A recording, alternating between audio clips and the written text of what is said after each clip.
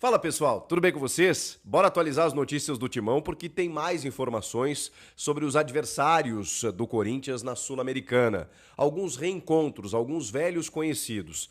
Também vamos conversar sobre datas já definidas e uma mudança inclusive na estreia do Brasileirão.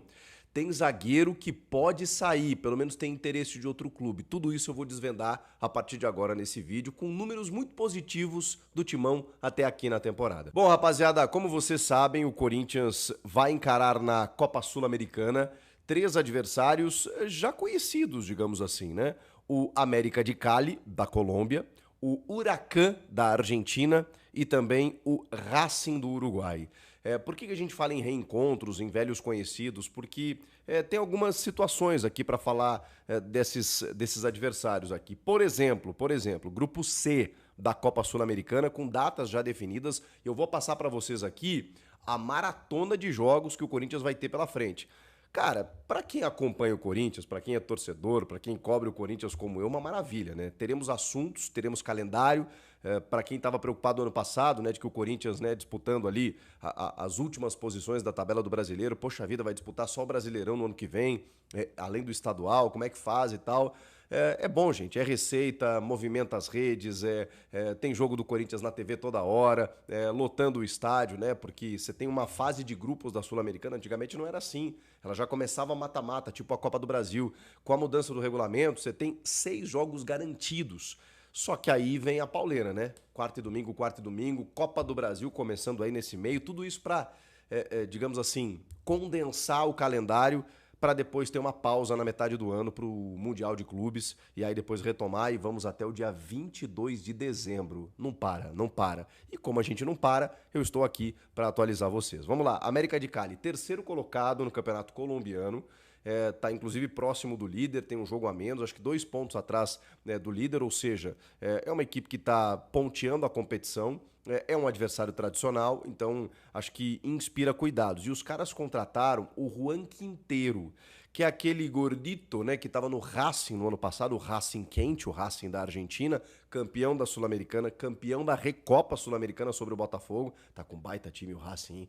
Eles têm o Luciano Vieto, aquele argentino que estava no Al Hilal, joga uma enormidade. Como é que tá lá no Racing? Enfim, o Racing tem uma baita equipe e o Quinteiro fez 2 gols. Foi o algoz do Corinthians na eliminação naquela semifinal, fatídica semifinal da Copa Sul-Americana, em que o Corinthians podia muito bem ter chegado à final. O Quinteiro agora está no América de Cali.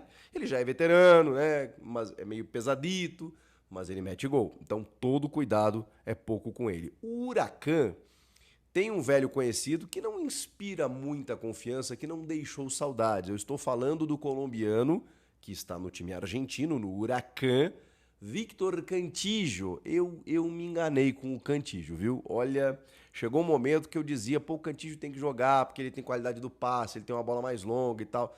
O Corinthians viveu, assim, uns últimos anos um pouco complicados, hein? Que a gente tinha como a referência técnica do meio-campo Víctor Cantillo, que era bom jogador, tá? Tecnicamente, é bom jogador, mas ele tem uma dificuldade no combate, né? E, pô, pra volante, né? Você tem uma dificuldade na marcação, no combate. Acho que não deixou muita saudade, né? Comenta aqui se vocês estão com saudade do Víctor Cantillo.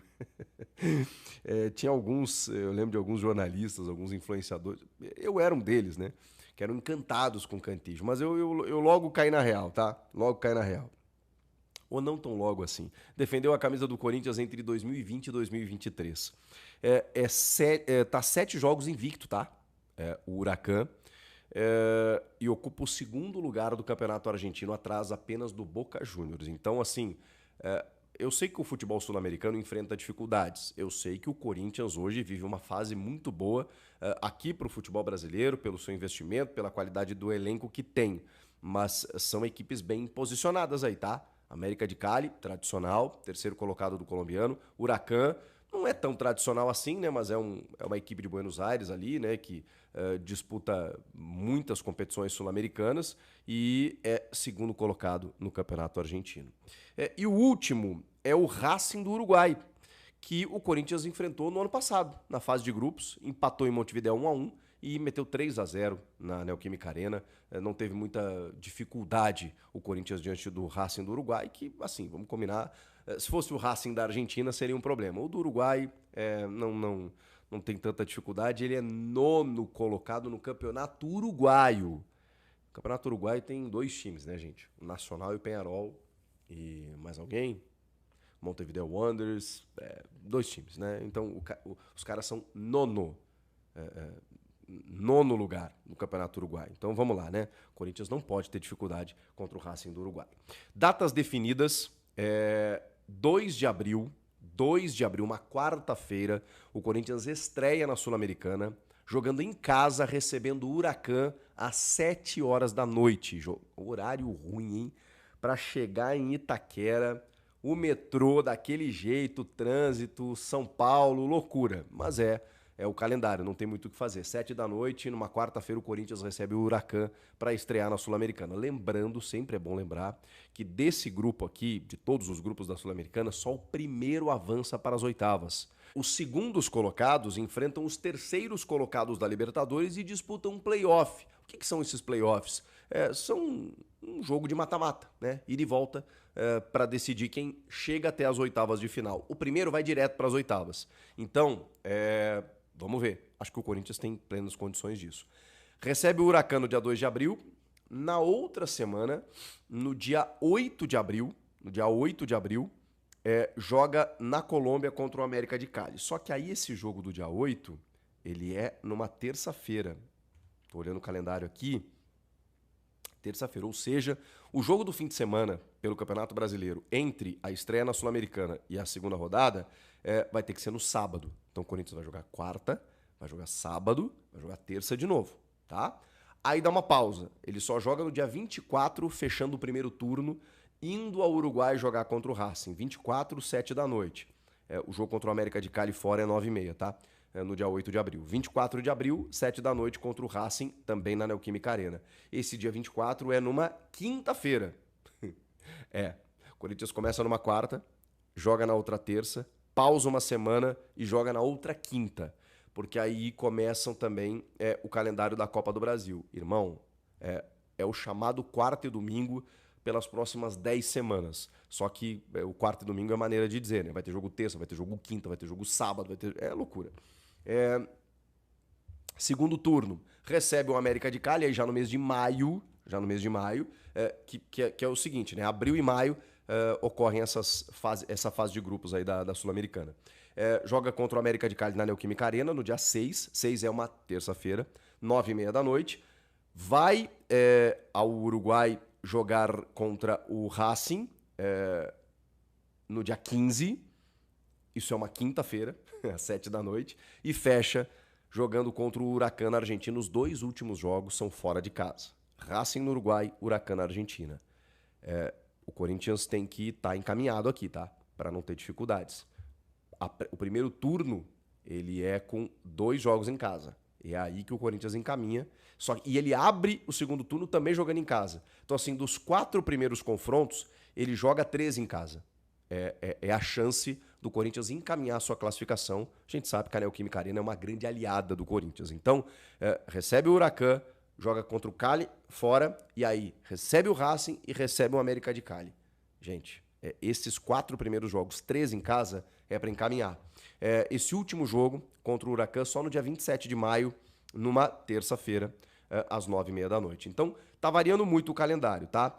Com isso, não só por conta disso, né, por conta dessa estreia, até porque a estreia está na quarta-feira, no dia 2 de abril, a CBF alterou a estreia do Corinthians no Campeonato Brasileiro, que passou do dia 29, no sábado, para o domingo, dia 30. Era natural que isso fosse acontecer, exatamente porque a final do Campeonato Paulista ocorre na quinta-feira, dia 27. Então não teria como ser sábado, né? Restava apenas a oficialização. O do Palmeiras também passou para domingo. Então o Corinthians vai jogar quinta-feira contra o Palmeiras, decisão do Campeonato Paulista. Domingo, estreia no Campeonato Brasileiro. Quarta-feira, estreia na Sul-Americana. E a partir daí é pauleira até o final. Que loucura, gente. Que loucura que vai ser essa maratona do Corinthians daqui pra frente. Eu queria falar sobre números positivos do Corinthians, porque o Corinthians é o time da Série A que mais venceu em 2025. Mas tem outro dado para mim que é alarmante, né? E ao mesmo tempo relevante. O Corinthians é a equipe, junto do Vitória e do Bahia, das equipes que mais jogaram em 2025. A gente está no terceiro mês do ano e são 19 partidas. Isso é maluquice, gente. Claro, algumas equipes foram eliminadas dos estaduais mais prematuramente, né? O caso do Cruzeiro, o caso do Vasco, acabaram jogando menos, mas 19 jogos. E o Vitória e o Bahia só aparecem na lista porque eles têm a Copa do Nordeste. A gente está falando de um Corinthians só com Paulista e pré-Libertadores. O Corinthians teve 4 jogos de pré-Libertadores, né? São 19 jogos, gente. É muita coisa. Metade, um pouquinho menos da metade. Salve nação, tudo jóia? Gente, olha eu aqui de novo, Mineirinho da Roça, trazendo para vocês mais uma vez um cortezinho do vídeo jornalista esportivo Chico Garcia, trazendo todas as informações do Corinthians de primeira mão, e a gente aqui no canal vai reagir, repercutir esse giro de informações.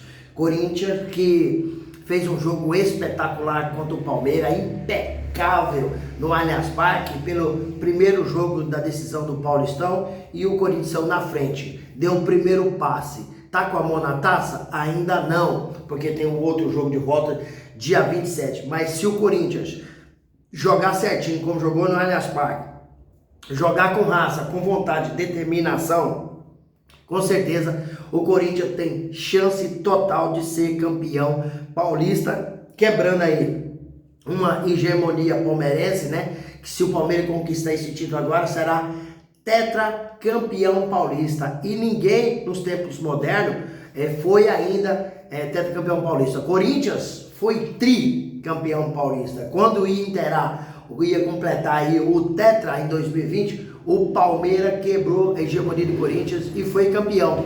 Então o Corinthians tem alguns ingredientes muito importantes. Primeiro, que o Corinthians vai sair de uma fila aí de 6 anos sem conquistar título, a maior desde 1977, e a segunda é quebrar essa hegemonia do Palmeiras com um time mais qualificado que o Corinthians, mas o Corinthians se superando na vontade, na dedicação, na raça, né? Os jogadores honrando o manto sagrado do Timão e representando a torcida. O jogo contra o Palmeiras no Allianz Parque, para mim, o destaque foi Ramon Dias, que acabou, na minha modesta opinião, dando um nó tático no técnico Abel Ferreira. Ramon Dias escalou o time certinho e taticamente o time está muito bem postado em campo, não dando liberdade para o Palmeiras. Rafael Veiga e Estevão, eles foram muito bem marcados. E a construção de jogo do Palmeiras se passa pelos pés desses dois caras.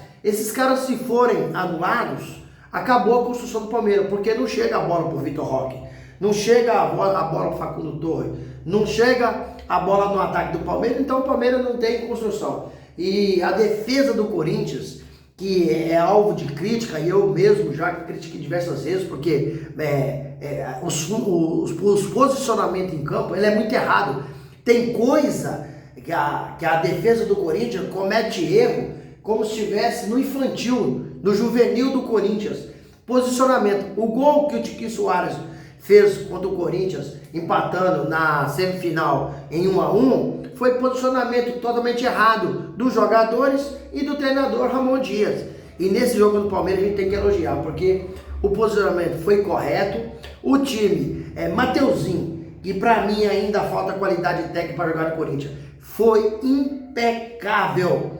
Não foi porque ele defendeu aquele gol do Rafael Veiga em cima da linha. É porque ele não comprometeu no jogo e jogou fazendo aquela defesa, aquele sistema defensivo certinho. Ramon Dias escalou aí o Fabrício Angeleri. Chegou, esse cara joga demais. Esse cara é talentosíssimo. Acredito eu que Matheus Bidu, Hugo e Diego Palácio nunca mais vai ter oportunidade no Corinthians. Primeiro que Ramon Dias não gosta do futebol desses três. E o Diego Palácio e o Fabrício Angeleri foi um pedido de Ramon Dias. Então o cara já chegou com muita moral e confiança. Segundo, que o cara dentro de campo está representando. São 3 jogos extraordinários, espetacular, impecável. O cara é bom para atacar, é bom para defender, é bom de construção de jogada. O cara é muito inteligente, joga com a bola no pé e joga sem a bola no pé. Então é um fenômeno. A gente tem que dar esse crédito para o Ramon Dia porque foi escolha dele. Também outra escolha do Ramon Dia foi o André Carrillo. Esse cara joga demais. Esse cara me faz lembrar Danilo. Ele é um falso 9. Ele é um falso 9. As pessoas. Não, ele é um falso lento. As pessoas acham que ele é lento, mas ele não é lento. Ele sabe dar 2 tapinhas na bola, sair dos 2 marcadores do Palmeiras, fazer a jogada, virar o jogo, credenciar. É muito bom esse André Carrillo. Joga demais. Não é à toa que está servindo na seleção. E também Félix Torres e Gustavo Henrique não perderam uma bola de cabeça. Eles foram muito bem, tanto em cruzamento, lançamento, como quando o Palmeiras bateu escanteio. Eles tiraram tudo, cortaram tudo. Que time espetacular. E falando aí de Gustavo Henrique, segundo o jornalista Chico Garcia, o Grêmio está interessado. O contrato do zagueiro termina essa temporada 2025 e o Grêmio já está monitorando. O Grêmio precisa de um zagueiro, né? E está monitorando o Gustavo Henrique. E ele está muito bem no Corinthians. Não era titular, era titular, depois se machucou, perdeu a posição, e aí voltou, ganhou a posição de novo e hoje é titular absoluta. A zaga do Corinthians não pode mais tirar Félix Torres e Gustavo Henrique. Eles estavam pedindo passagem há algum tempo, eles entraram e deram conta do recado. André Ramalho e João Pedro Tchoca é banco hoje no Corinthians. Tem que esperar a sua oportunidade. E o Grêmio percebendo aí que o contrato termina esse ano, o Grêmio já está monitorando e é um desejo do Grêmio contar com os zagueiros. Se o Corinthians perder esse zagueiro, precisa de contratar um outro excelente zagueiro. O Corinthians está de olho, né? No Patrick do Novo Horizontino, é um xerifão, belo zagueiro, 25 anos, é jovem, né? Então assim, o mercado da bola no Corinthians é agitado. O Corinthians também sonda aí, mira o atacante Fabinho, que joga no América Mineiro. Então o Corinthians está tendo em vista que o Timão não pode contratar jogador que estão no clube, só que jogador que a partir do dia 28 de fevereiro, quando fechou a janela, já estava livre no mercado ou que disputou campeonato estaduais. Senão o Corinthians não pode contratar só na próxima janela. Então o time está se equacionando e preparando, porque esses 10 dias que o Corinthians está aí treinando, preparando, é para pegar o Palmeiras dia 27 de março pela final do Paulistão na Neoquímica Arena, pulsando com quase 50 mil torcedores. Acredito eu que o Corinthians só perde o título para ele mesmo. Quando? Como? Se o Corinthians entrar de oba-oba, de salto alto e com aquele tal de já ganhou. Aí perde, porque o time do Palmeiras é muito qualificado. Mas se o Corinthians fazer o mesmo jogo que fez no Allianz Parque, o Palmeiras não tem chance. O Corinthians ganha o jogo novamente. E eu disse durante a semana, e muita gente que acompanha nosso canal aqui não lembra, mas em 1990 o Corinthians foi campeão brasileiro. O time do São Paulo, o Corinthians fez a final com o São Paulo, era muito melhor que o Corinthians. Mas o Corinthians ganhou aonde foi o diferencial do Corinthians? Ganhou na raça, ganhou na luta, ganhou na dedicação, ganhou na força de vontade. Ganhou do São Paulo aí. E eu falei que o Corinthians tinha ganhado do Palmeiras desse jeito, na luta, na representatividade, na batalha, na honra à camisa. Porque tecnicamente o time do Palmeiras é melhor. Tecnicamente o time do Palmeiras é mais qualificado. A gente não pode enganar o torcedor. Isso é uma verdade, isso é uma verdade. Porém, se o Corinthians jogasse com raça, supera. E Ramon Dias, percebendo que o Garro não estava tão bom, né, não estava bem, né, porque está com a tendinite no joelho, deixou o Garro no banco e colocou o Romero. Acertou. Por quê? O Garro em campo, a gente está contando com um diferenciado dele. E não vai acontecer, porque ele não está bem, não está recuperado ainda, está tomando infiltração para jogar. Quando ele afastou o Memphis Depay, que ali com Ranieri, José Martins, André Carrillo e Memphis Depay no meio de campo, tomou conta do meio do Palmeiras. E o Roberto e o Romero não deixou o Palmeiras sair jogando. O goleiro Everton tinha que sair no chutão, porque o Corinthians abafava com as linhas altas desde o início. Então foi um jogo espetacular, um jogo impecável, que as principais referências do Palmeiras, elas foram anuladas. Então a construção de jogo do Palmeiras ficou muito difícil. E com isso o Corinthians, com o meio de campo muito bem fechado, com a linha de 4 atrás, uma linha de 4 no meio campo, Rapaz, o Palmeiras não teve o que fazer com bola, não teve pra onde. Você pode ver que o gol do... Muita gente falou assim, mas o Memphis Depay quase não apareceu no jogo. Negativo, o Memphis Depay jogou demais, porque ele deu um passo para o Yuri Alberto marcar um golaço, um passo com açúcar, porém ele foi fundamental no sistema tático, não deixando as linhas do Palmeiras avançar, que o Memphis, querendo ou não, o Memphis é craque, só estava passando por uma fase, estava em baixa. Mas contra o Palmeiras, você viu a hora que ele deu passe para o Yuri marcar o gol? Aí fez uma jogada em cima de 2 jogadores do Palmeiras. Então ele se preocupa muito com ele. Primeiro que ele tem talento, segundo que ele é muito forte. E de corpo você não ganha dele fácil. Então o Corinthians fez um jogo para mim. Ramon Dias acertou de tudo. E o time, do jeito que Ramon escalou, do jeito que a Ramon mostrou o sistema tático, o time comportou, o time fez de forma perfeita e por isso o Corinthians saiu, deu o primeiro passo aí, saiu vencendo o Palmeiras por 1-0. E aí, fiel, o que vocês acham? Corinthians consegue aí agora vencer o Palmeiras novamente na Neoquímica Arena com quase 50 mil pessoas e levantar a taça do Paulistão? Qual que é a opinião de vocês? Use o espaço aqui no canal para você deixar seu comentário, deixar seu like também, porque para você pode ser apenas um like, mas para a gente é importantíssimo para o YouTube entender que vocês estão gostando do conteúdo e recomendar para toda a nação. Quero agradecer mais uma vez pelo apoio e pelo carinho que vocês têm comigo no canal. Sem mais delongas, até o próximo vídeo. Tchau, tchau.